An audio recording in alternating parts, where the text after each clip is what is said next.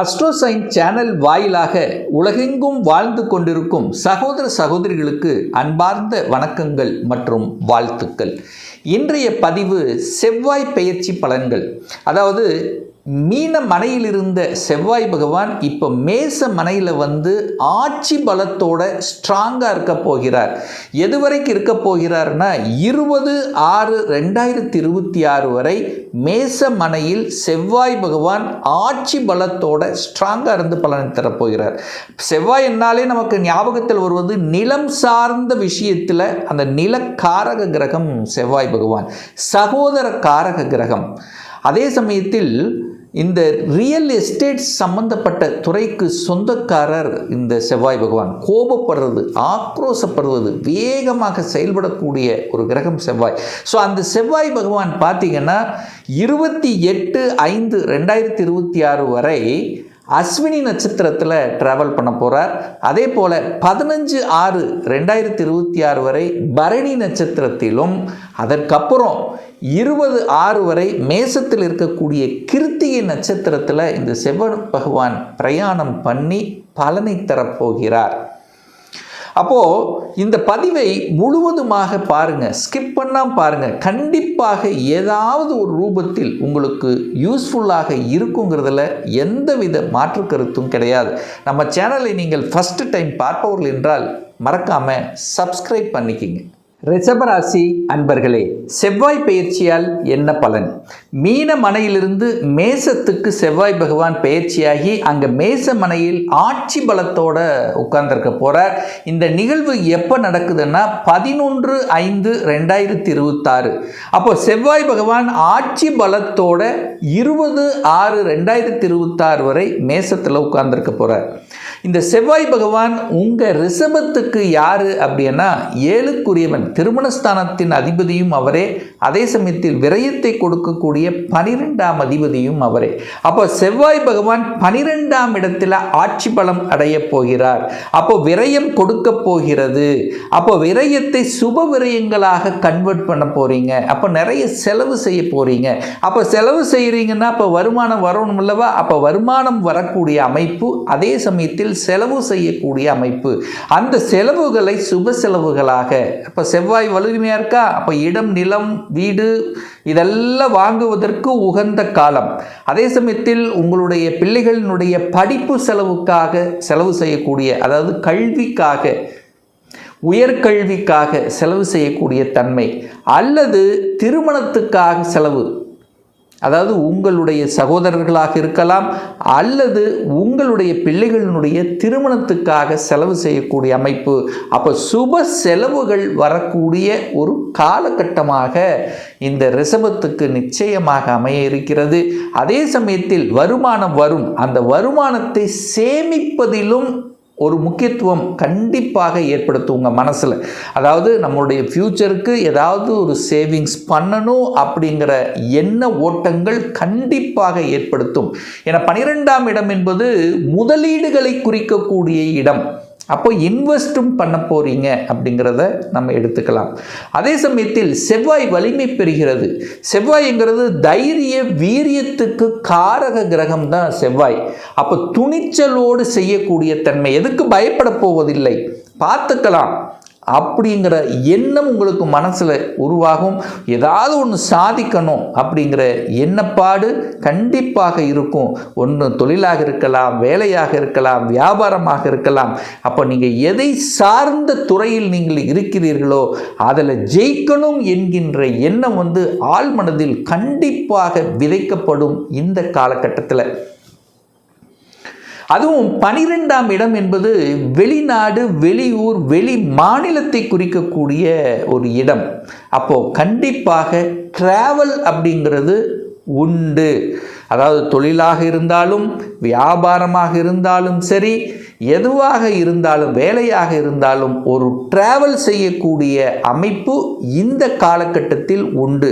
சிறு தூரமாக இருக்கட்டும் அல்லது தூரம் தேசமாக இருக்கட்டும், ஒரு பிரயாணம் என்பது நிச்சயமாக உண்டு. யாரெல்லாம் வெளியூரில் போய் வேலை பார்க்கணும் என்கின்ற எண்ணத்தில் இருக்கிறீர்களோ அவர்களுக்கெல்லாம் சக்சஸை கொடுக்கும். அப்போது டிரான்ஸ்ஃபர் அப்படிங்கிறது கண்டிப்பாக உண்டு. அப்போ டிரான்ஸ்ஃபர் உண்டு, ப்ரமோஷன் உண்டு இந்த ரிஷபராசி அன்பர்களுக்கு.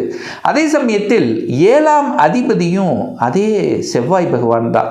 அப்போ 7ஆம் இடம் என்பது கணவன் அல்லது மனைவியை குறிக்கக்கூடிய ஒரு இடம். அப்போ கணவன் அல்லது மனைவியினுடைய சொத்துக்கள் கிடைக்கும். நிலம் சார்ந்த விஷயத்தில் இருந்து வந்த பிரச்சனைகளை தீர்ப்பதற்குண்டான ஒரு காலகட்டமாக அமையும். ஒரு சிலர் பார்த்தீங்கன்னா சொந்த தொழிலை செய்யலாம் என்கின்ற எண்ணப்பாடு உண்டு. அல்லது கணவன் மனைவி 2 பேரும் சேர்ந்து ஒரு கூட்டு தொழிலை செய்யலாம், அல்லது ஏதாவது ஒரு வகையில் ஒரு ஒரு என்ன சொல்கிறது, ஒரு செட்டில் ஆகக்கூடிய வாய்ப்புகள் இந்த காலகட்டம் பிரகாசமாக இருக்கிறது இந்த ரிஷபராசி அன்பர்களுக்கு. இந்த செவ்வாய் பகவான் பார்த்தீங்கன்னா முதல்ல அஸ்வினி நட்சத்திரத்தில் செயல்பட போகிறார். அஸ்வினி அப்படின்னா கேதுவனுடைய நட்சத்திரத்தில். அந்த கேதுவோட நட்சத்திரத்தில் செயல்படக்கூடிய காலகட்டம் என்னன்னா 11/5/2026 28/5/2026 வரை. அப்போ கேதுனாலே ஒரு சர்ப்ப கிரகம். அப்போது செவ்வாய் கேது காம்பினேஷன் வந்தாலே அந்த கணவன் மனைவி சார்ந்த விஷயத்தில் கொஞ்சம் அனுசரணை விட்டு கொடுத்து போகணும் அப்படிங்கிறத மைண்டில் வச்சுக்கோங்க. ஏன்னா செவ்வாய்ங்கிறது பொதுவாக உங்களுக்கு 7ஆம் அதிபதி. அது கேதுவோட நட்சத்திரத்தில் இருக்கும்போது கேதுங்கிறது ஒரு பிரச்சனை கொடுக்கக்கூடிய தன்மை அல்லது சுருக்கக்கூடிய தன்மை இருக்கும். அப்போ என்றைக்கோ நடந்த பிரச்சனைகள்லாம் இழுத்து விட்டு ஒரு சண்டைக்கு வருவதற்கான வாய்ப்புகள், அல்லது உங்களுடைய குடும்ப விஷயத்தில் கேது அப்படின்னாலே அந்நியர்களை குறிக்கும். அந்நியர்கள் உங்கள் குடும்ப விஷயத்துக்குள்ளே வராமல் பார்த்து கொள்வது இந்த ரிஷபத்துக்கு ரொம்ப ரொம்ப நல்லது என்பதை ஞாபகத்தில் வைத்து கொள்ளுங்கள். அடுத்து பார்த்தீங்கன்னா இந்த செவ்வாய் பகவான் பார்த்தீங்கன்னா சுக்கிரனுடைய நட்சத்திரமான பரணியில் பிரயாணம் செய்ய போகிறார். ஸோ இது எந்த பீரியட் அப்படின்னா 29/5/2026 15/6/2026. அப்போ சுக்கிரன் என்பது உங்கள் ராசிநாதன். அப்போது செவ்வாய் பகவான் உங்கள் ராசிநாதனுடைய நட்சத்திரத்தில் பிரயாணம் பண்ணக்கூடிய இந்த காலகட்டம் உங்கள் எண்ண ஓட்டங்களை, அதாவது உங்கள் எண்ணங்கள், உங்கள் மனசில் என்ன தோன்றி கொண்டிருக்கிறீர்களோ அதை செயல்படுத்துவதற்குண்டான ஒரு காலகட்டமாக அமையும். அப்போ சுக்கிரன் உங்கள் ராசிநாதன் அல்லவா? அப்போ நீங்கள் நினைக்கிறது செயல்படுத்தக்கூடிய தன்மை. கடந்த மாதத்தில் எதை செய்ய முடியாமல் அப்படியே விட்டு வச்சுருந்தீங்களோ அதை எடுத்து செய்வீங்க.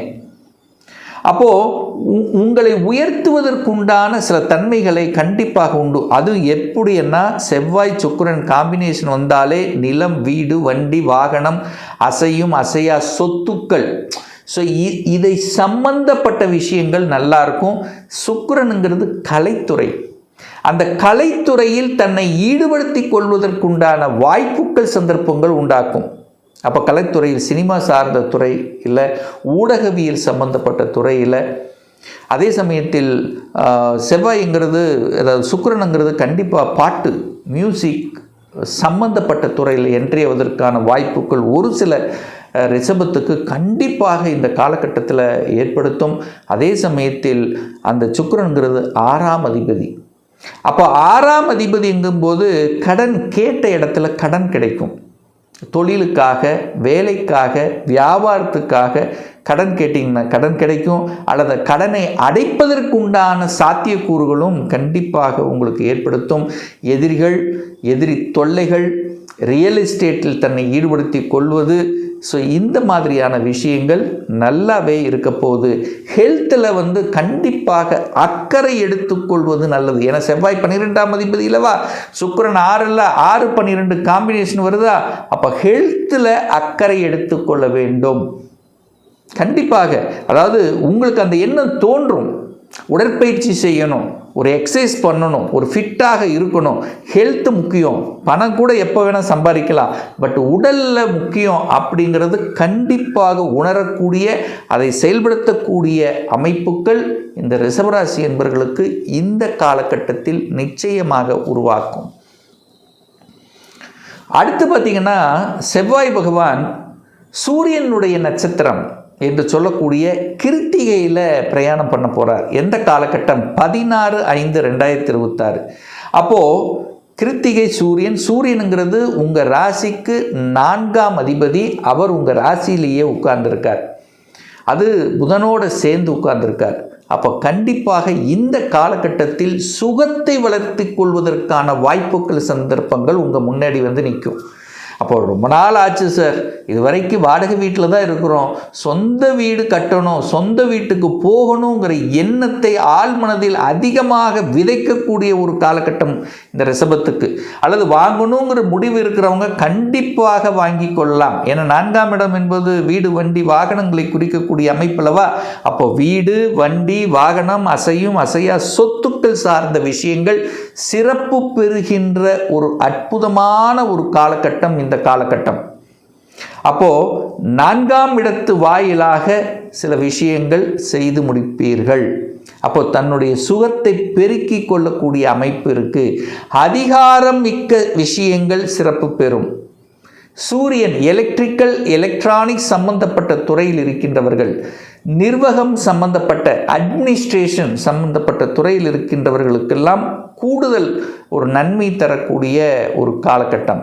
தகப்பனால் ஆதாயம், அதாவது தகப்பனுடைய சொத்துக்கள் கிடைக்கிறது, அல்லது தகப்பன் சார்ந்த தொழிலில் தன்னை ஈடுபடுத்தி கொள்வது, அல்லது தகப்பன் உங்களுக்கு வீடு வாங்கி கொடுக்கிறது, இந்த மாதிரி தகப்பன் மூலமாக அனுகூலம், ஆதாயம் கிடைக்கக்கூடிய ஒரு நல்ல ஒரு காலகட்டம். அதிகாரம் கிடைக்கும், அட்மினிஸ்ட்ரேஷன் கிடைக்கும். ஏன்னா செவ்வாய் சூரியன் 2 சேர்ந்தாலும் வச்சுக்க அந்த கோபம் வரும், ஆக்ரோஷம் வரும். அந்த கோபத்தையும் ஆக்ரோஷத்தையும் கொஞ்சம் கட்டுப்படுத்தணும். ஹீட்டு, உஷ்ணத்தன்மை கண்டிப்பாக அதிகமாகும். எலும்பு சம்பந்தப்பட்ட இதெல்லாம் கொஞ்சம் கவனத்தோடு எடுத்துக்கொள்ளணுங்கிறதையும் ஞாபகத்தில் வச்சுங்க.